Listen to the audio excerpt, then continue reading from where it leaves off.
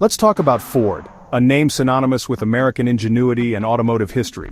An American icon, a company that has shaped the landscape of transportation for over a century.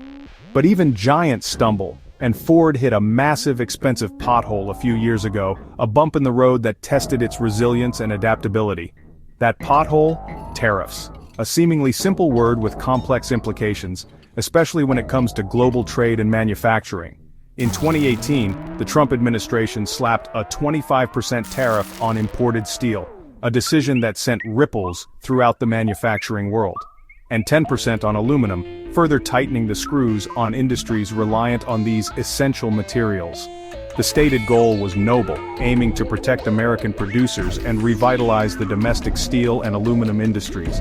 Sounds patriotic, a move designed to bolster American jobs and strengthen the nation's economic foundation. But economics is rarely that simple. When you make the basics more expensive, the fundamental building blocks of industry, everything built from them gets pricier too. From cars to construction, the cost of goods inevitably rises. Ford, despite its deep American roots and iconic status, sources parts globally to build vehicles in the U.S. Its supply chain stretches across continents, a complex web of suppliers and manufacturers. When tariffs hit, Ford faced a tough choice, a strategic dilemma with no easy answers. Absorb the costs and lose profits, impacting the bottom line and potentially hindering future investments, or pass them to consumers and risk losing sales in an already competitive market. A gamble either way. Even US-made steel got pricier, a consequence that undermined the very purpose of the tariffs. Since domestic producers, facing less foreign competition, raised prices, capitalizing on the situation.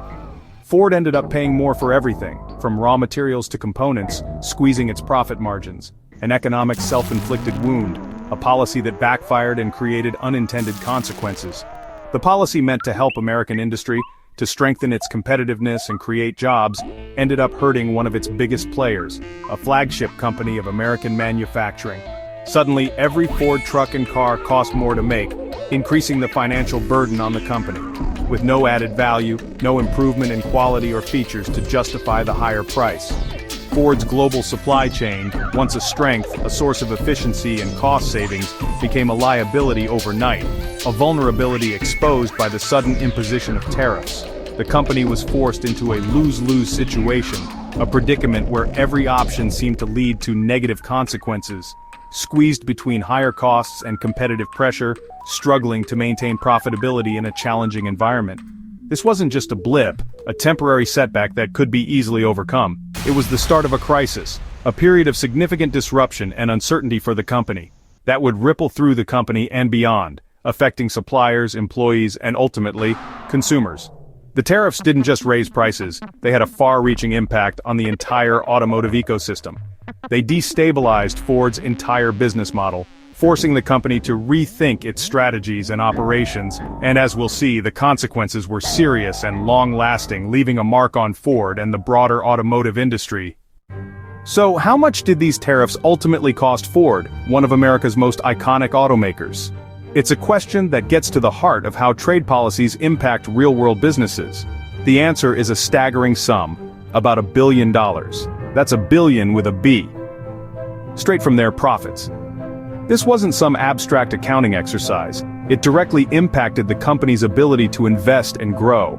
This wasn't just a paper loss. It wasn't just numbers on a spreadsheet. It was real money siphoned from operations, funds that could have been used to improve efficiency, develop new technologies, or even create more jobs. Every car and truck, from the iconic F-150 to the fuel-efficient sedans, now had a hidden tax baked into its cost. This added expense made it harder for Ford to compete in the global marketplace. The cars weren't better or faster, the performance remained the same, just more expensive to build. The increased cost of raw materials like steel directly impacted the bottom line. Ford was forced to pay a penalty, an unexpected financial burden, for manufacturing in the US, for creating jobs and contributing to the American economy. A bizarre twist for an American company, a company deeply rooted in American history and manufacturing. The timing couldn't have been worse. It was a perfect storm of economic challenges. Ford was already restructuring, undergoing a significant transformation to adapt to a changing market, and investing heavily in electric vehicles, a crucial step for the company's future. The tariff bill drained resources, diverting funds from critical initiatives, from innovation and future growth, hindering the development of cutting-edge technologies.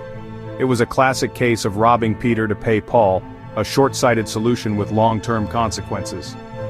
Except Peter was Ford's R&D, the engine of future innovation, and Paul was a flawed trade policy that ultimately hurt American businesses.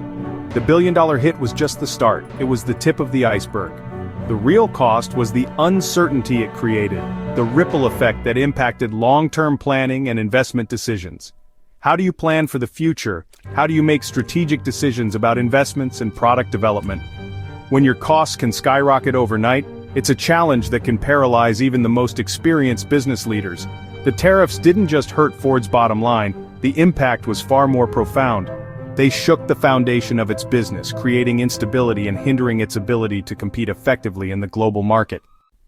The fallout from the tariffs wasn't instant, but it was relentless, a slow burn that gradually consumed Ford's financial stability.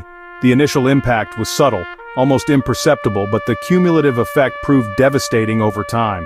Tariffs hit in 2018. These weren't just minor trade adjustments, but significant barriers to Ford's global operations. The cost of raw materials, particularly steel and aluminum, skyrocketed, directly impacting production expenses. By 2019, Ford's stock price was in steady decline, consistently underperforming the market. Investors began to lose faith, and the company's valuation suffered as a result. The stock charts painted a grim picture of eroding investor confidence. Investors lost confidence. They saw a company struggling to navigate a hostile trade environment, and they reacted accordingly. The uncertainty surrounding Ford's future profitability made it a less attractive investment. No one likes a company whose profits are torched by its own government. It created a sense of instability and raised serious questions about Ford's long-term prospects. Ford's financial troubles forced a massive global restructuring, a painful but necessary step to try and mitigate the damage. This involved a complete overhaul of operations from manufacturing to marketing. Thousands of jobs cut, a devastating blow to Ford's workforce and the communities that relied on those jobs. The human cost of the financial crisis was immense. Plants closed. Factories that had been the lifeblood of towns for generations were suddenly shuttered, leaving behind a trail of economic devastation. The tariffs accelerated a tough situation into a full-blown crisis, pushing Ford to the brink. What might have been a manageable downturn became a fight for survival.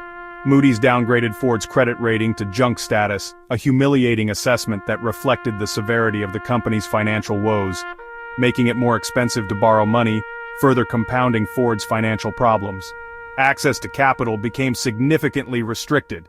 Ford needed cash to innovate, to invest in electric vehicles and new technologies that would secure its future. But now it cost more to get it. A vicious cycle that threatened to strangle Ford's ability to adapt and compete. The tariffs had created a financial trap. The company even canceled plans to import the Focus Active from China, a decision that highlighted the direct impact of the tariffs on Ford's product strategy, citing tariffs. The company explicitly blamed the trade policies for making the import economically unviable. That meant less choice and higher costs for consumers, ultimately hurting sales and further damaging Ford's bottom line. The tariffs had a ripple effect that impacted everyone. The narrative was set. The media, the investors, and the public all began to view Ford through the lens of financial struggle. Ford was in trouble, and tariffs were a central culprit, a constant reminder of the challenges the company faced. The financial nosedive was complete, with the wreckage plain to see. The numbers spoke for themselves, and the impact was felt across the entire organization. The damage wasn't just numbers on a balance sheet, it represented real-world consequences for employees, communities, and the company's future. It was a crisis that changed Ford's future, forcing the company to make difficult choices and chart a new course. And the story was far from over. The challenges remained, and Ford had to find a way to navigate the turbulent waters ahead. The financial collapse hit real people, hard. Ford cut 7,000 salaried jobs, many in the US, engineers, designers, and more. Plant closures followed, uprooting families and devastating communities built around Ford factories. The promise of bringing jobs back rang hollow as towns lost their primary employers. Ford's stock price tanked, wiping out billions in shareholder value, including retirement savings for employees. The market's message was clear. Tariffs were a bad bet, and Ford paid the price. Inside the company, morale plummeted as headlines grew bleaker. The human cost was measured in lost jobs, anxiety, and shattered communities. Economic policies have real, often painful consequences for everyday people. The backlash was swift and widespread. Ford workers felt betrayed, promised help, but left with layoffs and plant closures. Economic experts called tariffs attacks on American consumers and manufacturers, not a path to prosperity. Analysts warned that a global supply chain can't absorb billion-dollar shocks without consequences. Politicians split. Some decried the tariffs as a tax hike. Others insisted it was necessary pain for long-term gain. Ford's own CEO publicly criticized the policy, rare for a major company. The chorus was clear. Tariffs were a disaster for Ford. The debate raged, but the damage was done.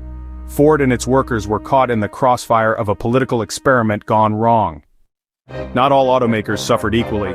Ford's pain was especially acute compared to rivals like GM and Fiat Chrysler. GM, with a different product mix and global footprint, weathered the storm better. Their earlier restructuring and hedging strategies provided a buffer. Ford's reliance on the F-150, a truck heavy on steel and aluminum, made it uniquely vulnerable. Fiat Chrysler's focus on high-margin brands like Jeep and Ram helped absorb some of the shock. The lessened trade wars expose each company's unique vulnerabilities. Tariffs didn't lift all boats. They created winners and losers. Ford, the most American of the Detroit Three, suffered the most. Broad-stroke protectionism failed to account for the complex realities of modern manufacturing. Ford's crisis sent shockwaves far beyond its factories. Towns like Dearborn and Louisville felt the pain. Lost jobs meant lost business for local diners, suppliers, and realtors. The multiplier effect kicked in.